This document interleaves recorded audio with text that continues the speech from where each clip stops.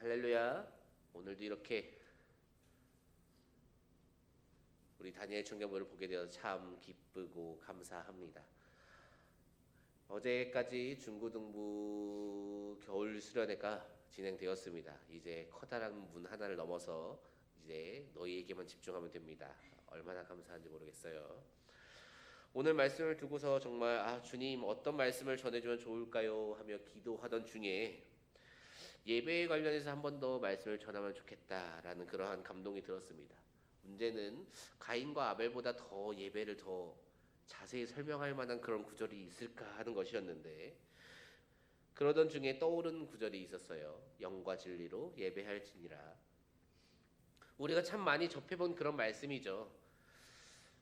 영과 진리로 예배할지니라. 우리는 이 말씀을 정말 많이 접합니다. 입에 영과 진리로 하면은 예배할지니라가 아마 따라올 거예요. 그런데 이게 무슨 뜻일까요? 무엇을 두고 하시는 말씀인가요? 이 말씀을 우리가 바르게 알면은 온전한 예배를 하나님께 올려드릴 수 있을 것입니다. 이 말씀은 예수님과 사마리아의 여인, 이 두 사람이 대화하는 도중에 나온 그러한 말씀이죠. 당시에 사마리아 사람이 어떠한 사람이었나요? 당시 사마리아가 어떠한 취급을 받는 그러한 사람들이었나요?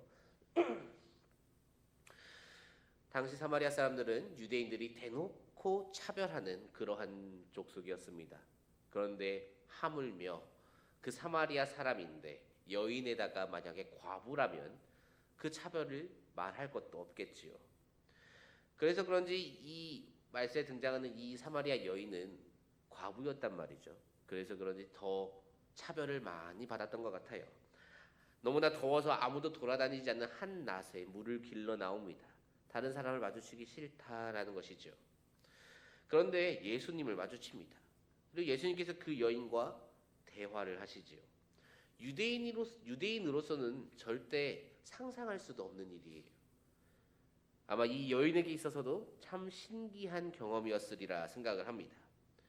영생을 주시겠다는 그 예수님께 이 여인이 질문을 던집니다. 그 질문의 내용이 이제 20절 말씀에 나와 있는데 우리 함께 그 말씀을 읽어보면 좋을 것 같습니다. 우리 조상들은 이 산에서 예배하였는데 당신들의 말은 예배할 곳이 예루살렘에 있다 하더이다. 당시 유대인들은 솔로몬의 성전이 있는 예루살렘에서, 사마리아는 어디지? 그리심산에서 예배를 드렸습니다.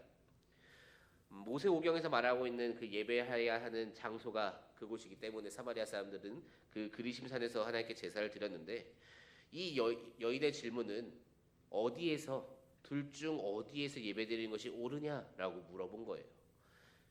둘 중에 한 군데를 물어봤으니까 예루살렘이다가 되었거나 아니면 그리심산에서 드려야 한다라고 대답을 하실 줄 알았는데, 이 질문에 대해 예수님께서 다른 대답을 해주신 것, 그것이 우리가 오늘 읽어본 그 영과 진리로 예배할지니라라는 구절이죠. 이 대답을 함께 살펴보면서 진정한 예배가 무엇인지 우리가 다시금 마음속에 새기고 하나님께 그 참된 예배로 올려드릴 수 있기를 소망합니다. 먼저 예수님께서는 예배의 장소가 아니라 예배의 대상에 관한 이야기를 하시는데요. 예배의 대상은 바로 하나님이다라는 것이지요.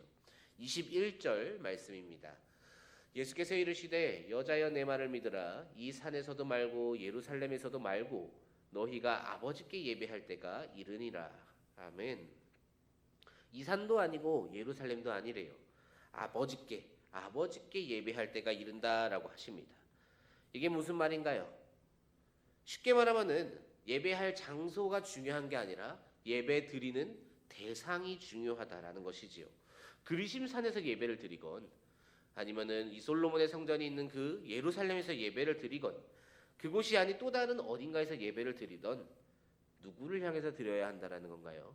여호와 하나님을 향해서 드려야 한다라는 것이지요. 하나님께서는 장소나 시간에 얽매여 계신 분이 아닙니다.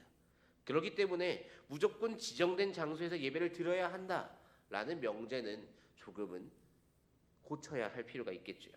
물론 우리는 하나의 교회에 등록하여서 정해진 시간에 정해진 장소에서 예배를 드립니다. 그러나 그 예배가 하나님께 드려진다는 전제하에 우리가 그렇게 예배를 드리는 것이지, 만일 이 예배가 하나님께 드려진 예배가 아니라면 이 장소에서 이 시간에 그 예배를 드려봐야 아무런 의미가 없다라는 것이죠. 때때로 우리가 출장이나 아니면 다른 일로 인해 타지를 갈 때도 있습니다. 외국으로 출국해야 할 때도 있고요. 그렇다면 그때 등록된 교회, 지정된 장소, 지정된 시간에서 예배를 드리기 위해 귀국해서 돌아와서 예배를 드리는 그러한 사람이 있습니까? 물론 때때로 보곤 합니다. 정말 그런 괴물 같은 사람을 가끔 가다 봅니다. 하지만 대부분은 그곳에 있는 교회에서, 현지 교회에서 예배를 드리죠. 왜 그런 겁니까? 그 교회도 하나님께 예배를 드리기 때문이죠.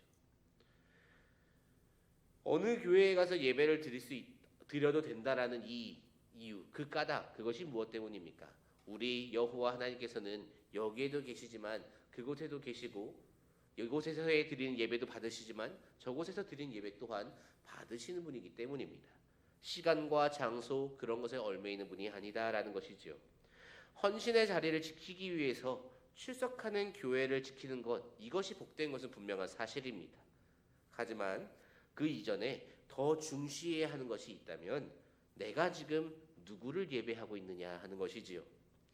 아무리 열심으로 많이 섬긴다고 한들 내 마음속에 하나님을 예배한다라는 그 마음이 없다면, 그 마음이 사라진다면 그것은 이미 그 순간 예배가 아니게 됩니다.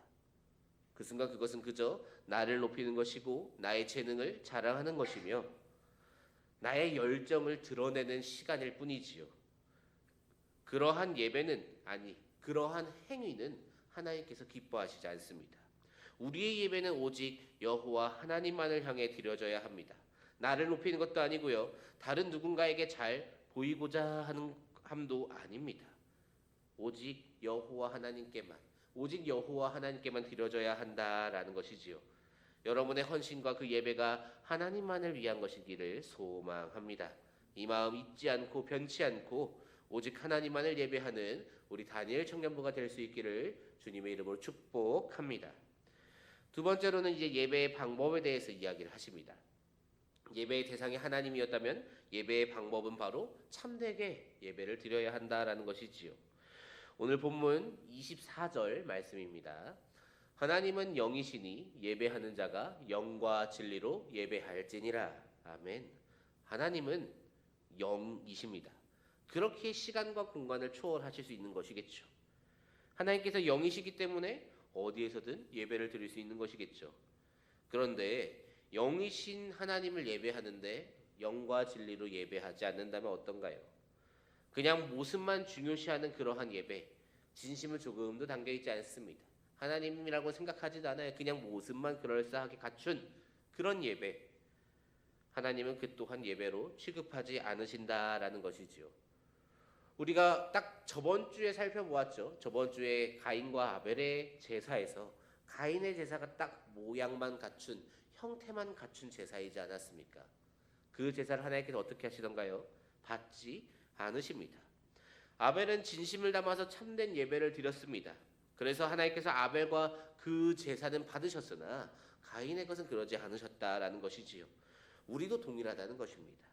영과 진리로 예배를 드려야 합니다. 우리의 중심 내어드릴 수 있어야 한다라는 것이지요.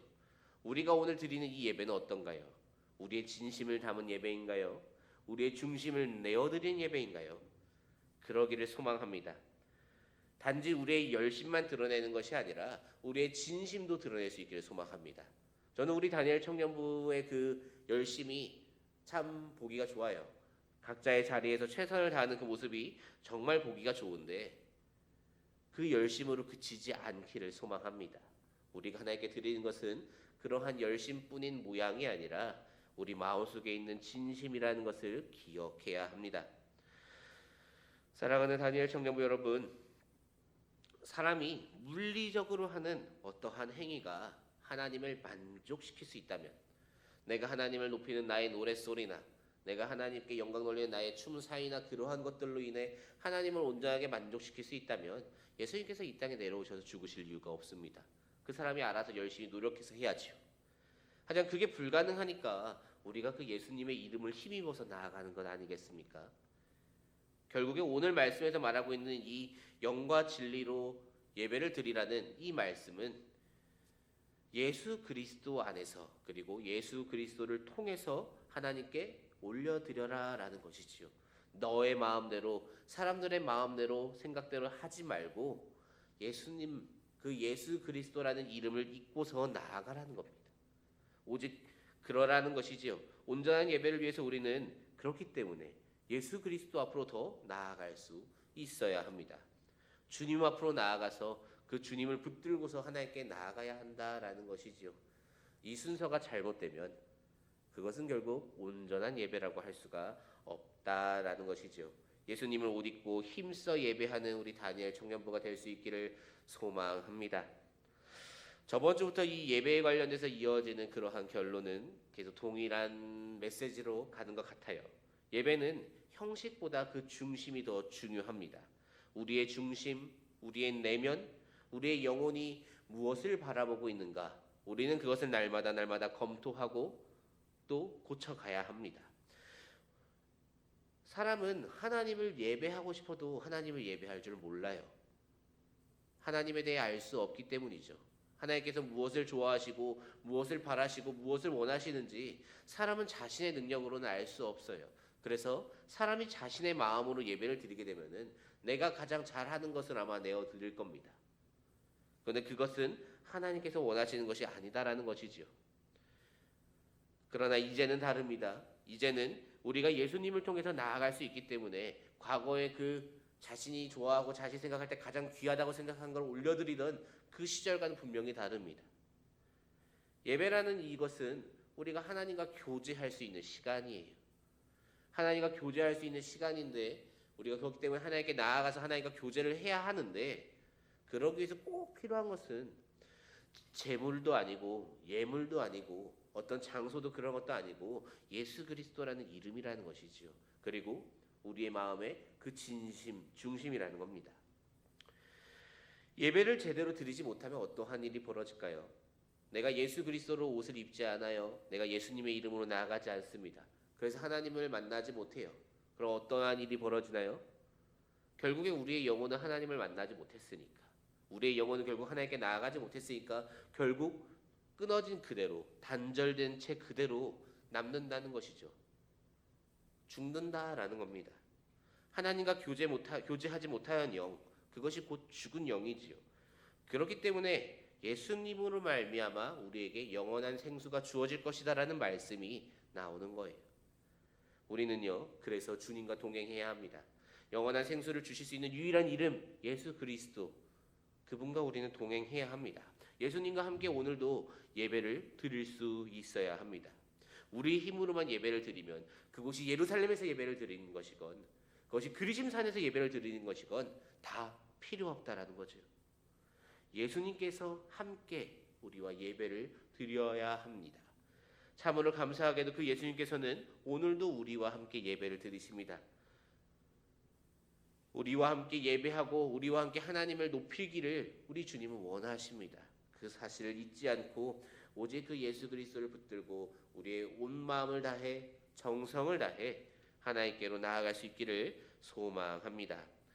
영과 진리로 예배할지니라, 이 말씀을 꼭 기억하면서 우리가 하나님께 올려드리는 그 모든 예배가 오늘 이렇게 드리고 있는 이 주일 예배를 포함해서 수요일이나 금요일이나 매일매일 새벽이나 그리고 우리가 삶을 통해 드리는 그 삶의 예배도 오직 예수님의 이름으로, 오직 예수 그리스도의 이름으로 진심을 다해 참되게 하나님을 예배하는 그러한 예배자로 거듭나는 우리 저와 우리 다니엘 청년부가 될 수 있기를 주님의 이름으로 축복합니다.